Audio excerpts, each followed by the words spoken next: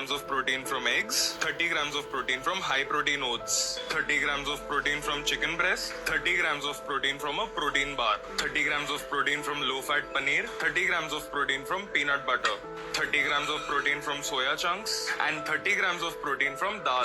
The foods on this side claim to be healthy and high in protein, but they actually have significantly more calories than the foods on this side, making them less useful for fat loss. This is exactly why you should prioritize whole foods while trying to lose weight.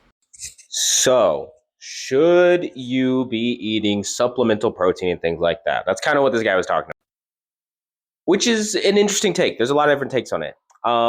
Really what he was saying is, you should be focusing on whole foods if you're trying to lose weight and things like that, because the calories are higher in, the supplemental protein, like other foods, which they 100% can be.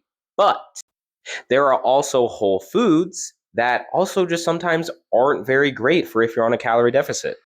I just made a video talking about how whole eggs, really aren't a great source of protein. They're a great source of healthy fats and minerals and vitamins and things like that. But if you're solely looking for protein, whole eggs are not the move. Egg whites would be.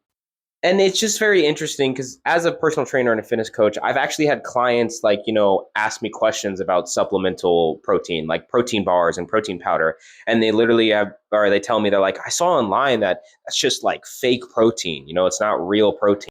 And there's 100% a conversation to be had about like nitrogen spiking in like really cheap products and stuff like that to bring up the nitrogen amount to make it look like a product has more protein than it does.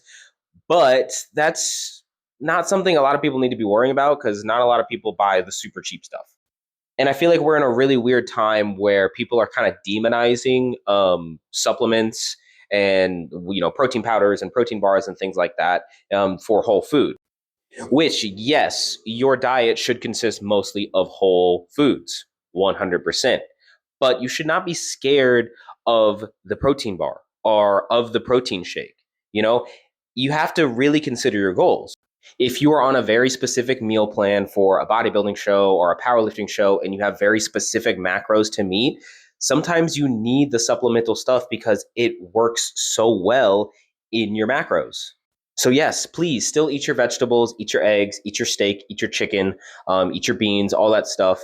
But please do not be scared of the supplements, guys. They're there for a reason. The professionals use them.